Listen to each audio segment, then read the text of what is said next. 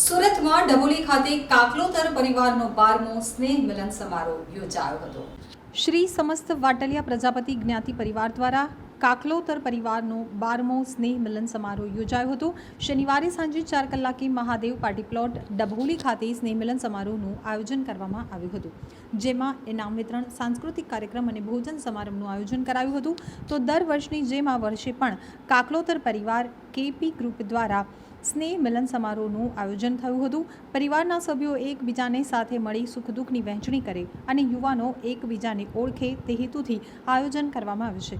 કાર્યક્રમમાં મોટી સંખ્યામાં પરિવારના સભ્યો ઉપસ્થિત રહ્યા હતા।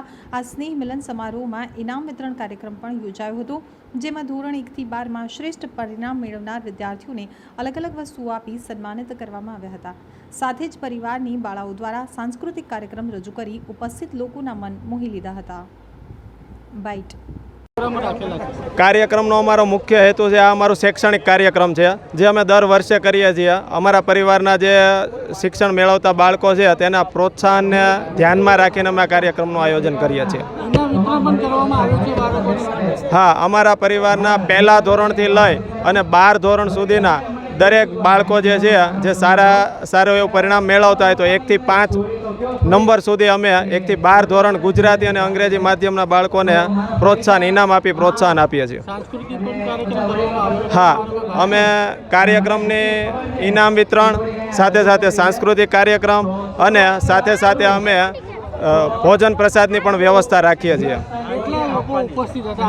અમારા પરિવારની વાત કરીએ તો અમારો પરિવાર કુલ 10,000 વ્યક્તિનો છે, જે એક સાથે આજે એકત્રિત અને અહીંયા ઉપસ્થિત છે। હા, અમારા પરિવારના મોભી એવા વડીલ એવા શ્રી જીતુભાઈ નાથાભાઈ કાકલોતર ગામ કોદિયા, જે અમારા પરિવારમાં એનો 51મો જન્મદિવસ છે, તે નિમિત્તે આજે અમે કાર્યક્રમનું આયોજન કરેલું છે। અમે છેલ્લા 12 વર્ષથી આ સ્નેહ મિલન કરી રહ્યા છીએ। આ અમારું આજનું 12મું સ્નેહ મિલન અને શૈક્ષણિક સમારોહ છે। આ સ્નેહ મિલન કરવાનો અમારો મુખ્ય ઉદ્દેશ એ છે કે શિક્ષણને પ્રોત્સાહન આપવું, શિક્ષણને પ્રાધાન્ય આપવું। અમારા પરિવારના શિક્ષણ મેળવતા બાળકોને પ્રોત્સાહન મળે અને વધારેમાં વધારે તે આગળ આવે, પરિવાર, સમાજ, દેશનું નામ રોશન કરે, તે હેતુથી અમે આવા કાર્યક્રમોનું આયોજન કરીએ છીએ।